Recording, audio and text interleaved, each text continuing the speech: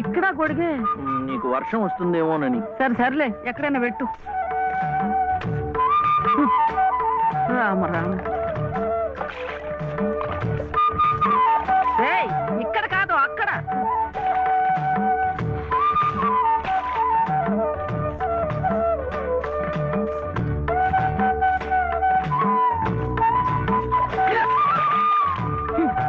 రామచంద్ర,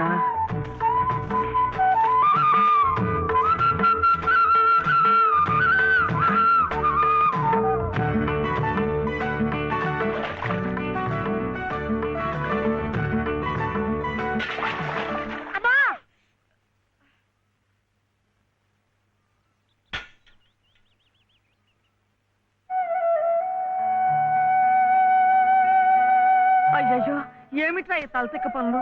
చూడలేదు. సర్లే, బిడ్డ పూర్తిగా తడిసిపోయాడు. ఏమనుకోకమ్మా. పర్వాలేదు. చాలే. అయితే రేపటి నుంచి నీళ్లు కూడా పోయాను. ఒరే, ఇదంతా నా కోసం అట్రా, నీ కోసం కాదు. ఏది చేసినా భక్తితో చెయ్యాలయ్యా. అయితే ప్రసాదానికి వెళ్ళినా వెళ్ళు. ఓం రాజాతిరాజాయ ప్రసహ్య సాహినే నమో వయం వై శ్రవణాయ కుర్మహే సమే కామాం కామ కామాయ మహ్యం కామేశ్వరో వై శ్రవణో దదాతు. ఇంకా నైవేద్యం కాలేదురా. శ్రవణో దదాతు.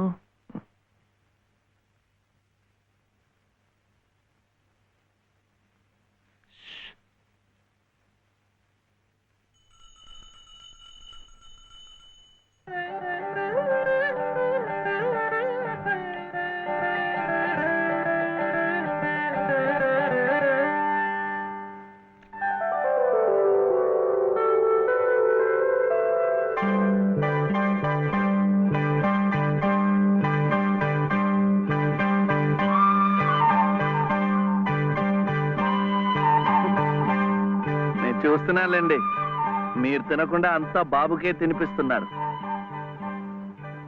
తీసుకోండి. నాకు లేదనా? నేను మళ్ళా అడిగితే ఇస్తారు. ఈ గుడి మాకు బాగా తెలుసు. నేను మా నానమ్మ రోజు వచ్చి ఇదంతా కడిగి ముగ్గులేస్తాంగా. తీసుకోండి, తీసుకోండి. తీసుకోమ్మా. అసలు దేవుడు గర్భగుడిలో ఉంటే వీడు ఊరేగింపుకు వెళ్లే ఉత్సవ విగ్రహం లాంటి వాడు. పుణ్యమే. రాజమ్మా, ఆ అమ్మాయి ఎవరో తెలుసుగా? మన చలపతి చెల్లెలు లలిత. అలాగా? నేను గుర్తుపట్టలేదు.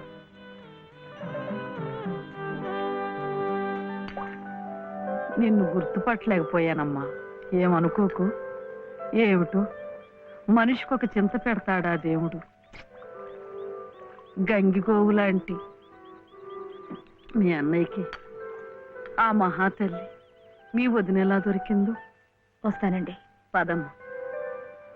చూడమ్మా, ఇంత చిన్నతనంలోనే నీకొచ్చిన కష్టం సామాన్యమైంది ఏం కాదు.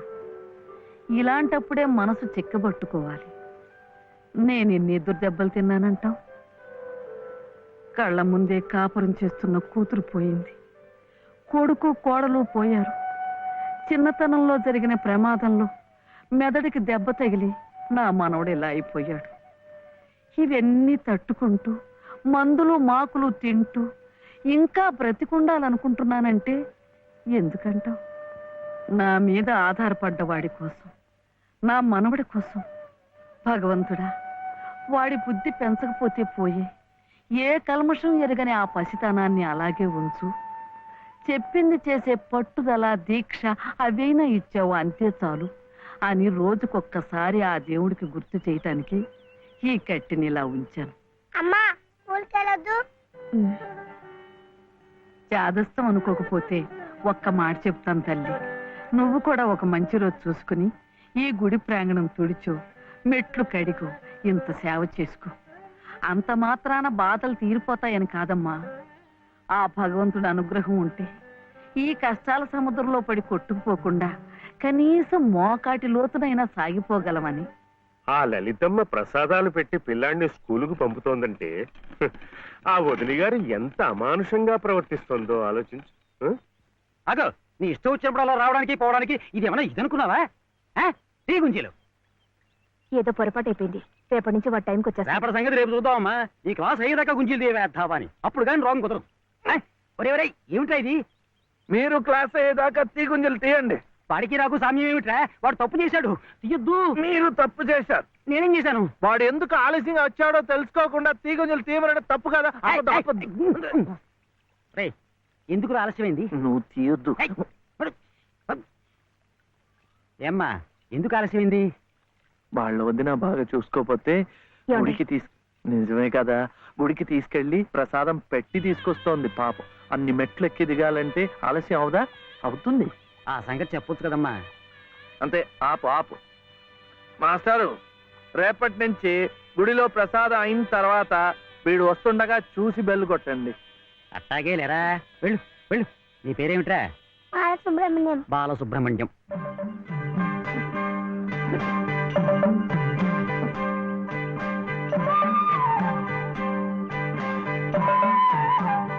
తెలిసిందిలేండి, మీ పేరు లలిత, నా పేరు చెప్పునా వీర వెంకట సత్య శివసుందర రామయ్య. మీ పేరులో 3 అక్షరాలే, లలిత. నా పేరులో 3 ఉన్నారు. వీర వెంకట సత్య అన్నవరం స్వామి, శివ నేను, సుందరరామయ్య మా తాతయ్య. మరి మీ పేరులో ఎవరున్నారు? ప్రస్తుతానికి నేను, మా బాబే.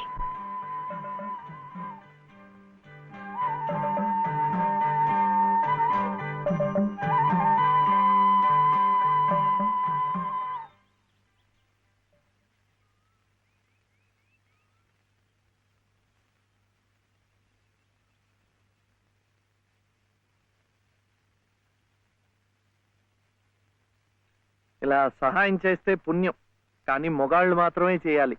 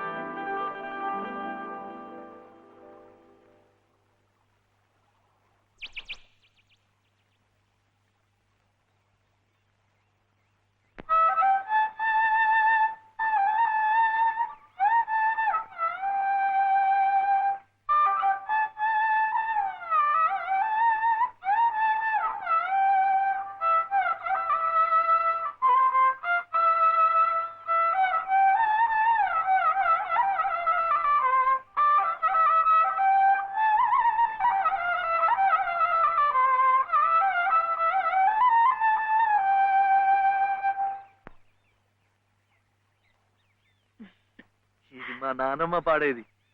ఏమిటి చెప్పండి? శివుడవో మాధవుడవో ఎవరని నిర్ణయించేదిరా? మిమ్మల్ని ఎవరని నిర్ణయించేదిరా? మీకు సంగీతం బాగా వచ్చు అనుకుంటానే. మీకు తెలిసిన చోట 2-3 సంగీతం పాఠాలు ఇప్పించకూడదు. పాఠానికి 100 రూపాయలు ఇచ్చినా నా బ్రతుకు గడిచిపోతుంది.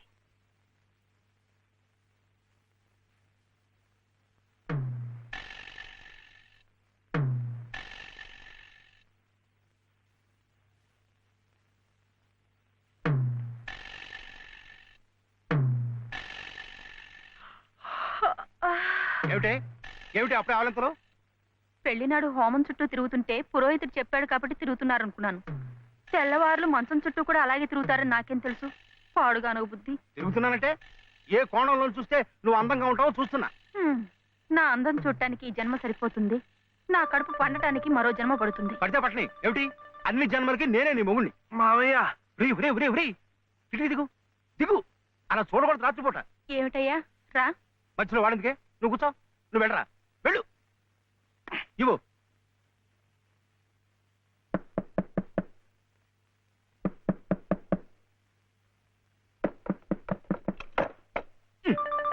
ఏమిట్రా? ఏమిటి గొడవ? అర్జెంటుగా నాకు 100 కావాలి. 100 లేదు కింద లేదు నీ పొంద. పోయి పడుకో. ఇస్తే గాని నేను ఎళ్లను, పడుకోను. చేతులు విరక్కొడతాను. అర్ధరాత్రి లేదు అపరాత్రి లేదు.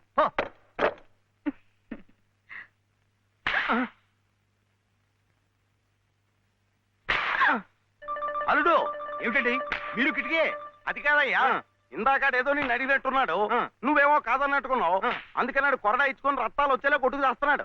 సావనివ్వండి, నేను లొంగను. అయితే నేను ఈ ఘోరం చూడలేను. నేను ఇప్పుడే గోదాట్లో దూకు చేస్తా. ఉండు నాన్న, నీతో పాటు నేను కూడా తూగి చచ్చిపోతాను. ఆగు. పగలు లేదు, రాత్రి లేదు, ఒకటి ఈతర పోటీలు ఇద్దరికి. రాడు చూడాడు ఎలా కొట్టుకి దిగిపోతున్నాడు. అయినా ఆడు అడిగింది లచ్చలా కోట్ల ఓ కొంద. మీకు వందలాగా కనిపిస్తున్నాడు మీ బొంద. ఇలా 10 సార్లు 10 వందలు ఇస్తే ఎన్ని వందలు అవుతాయి నా బొంద? ఇలా ఇప్పటికిప్పుడు కావాలంటే చిల్లర ఎక్కడి నుంచి తీసుకోవాలి వాడు బొంద? ఇదిగో బాబు అందా, అలా కొట్టుకోకూడదమ్మా.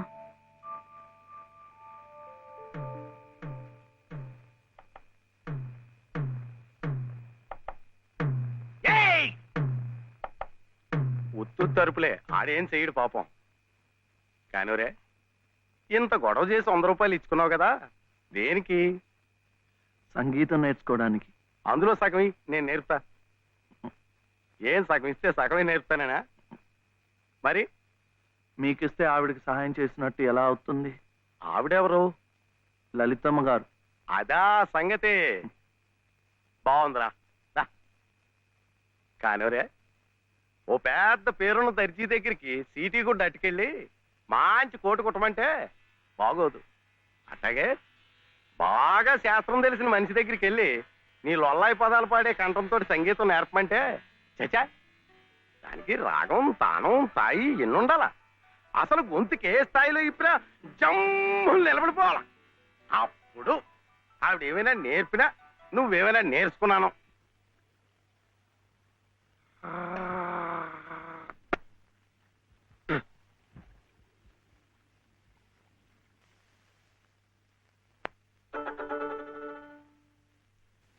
కృష్ణుడు మన్ను తిన్నాడని యశోదమ్మకి తెలిసిందట్రా. ఏది నోరు తెరు అని కృష్ణుడిని అడిగిందట. అప్పుడు కృష్ణయ్య, అమ్మా మన్ను తినంగనే శిశువునో ఆకుంటినో వెర్రినో. నిద్రపోతున్నావేమిట్రా, ఊకొట్టడం లేదు? ఆయనమ్మా, ఏమిట్రా? చలపతి గారు లలితమ్మ దగ్గర ఒక పాట పాడాను. అది విని ఆమె ఏడుస్తూ వెళ్ళిపోయిందేమిటే. ఏం పాట పాడావురా?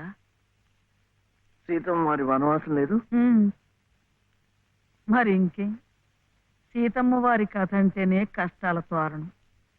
ఎంతటి ఆదిలక్ష్మి అయినా ఆడజన్మ ఎత్తేసరికి అగచాట్లు తప్పలేదు. ఏ కష్టాలు ఆమె గుండెల్ని తాకాయో, తన బాధల్ని గుర్తుకు తెచ్చాయో పిచ్చి తల్లి ఏడుస్తూ వెళ్ళిపోయి ఉంటుంది. అంటే ఆవిడ చాలా కష్టంలో ఉందా నానమ్మ? కష్టాలు కాక మరేమిట్రా, చిన్నతనంలోనే భర్త పోయాడు. అత్త మామల ఆదరించలేదు. గతి లేక అన్న పంచం చేర్చి ఆ వదిన తాటకిలా కాల్చుకు తింటుంది. ఏమిటో చస్తే గాని రాబందులు ముట్టం. కానీ ఈ బంధువులున్నారే, కాస్త పరిస్థితి చేయిదారితే బతికొండగానే పీక్కు తింటారు. అంటే ఆవిడ అలా కష్టాలు పడాల్సిందేనా? అందుకే ఏదైనా దారి చూపించమని ఆ భగవంతుడిని వేడుకోమన్నాను. ఆ గుడి ప్రాంగణం తుడిచు, ఆ మెట్లు కడిగు, ఇంత సేవ చేసుకుంటే మంచి జరుగుతుందని చెప్పాను. చదువుకున్న పిల్లలు, మనకున్న నమ్మకాలు వాళ్ళకు ఉంటాయా?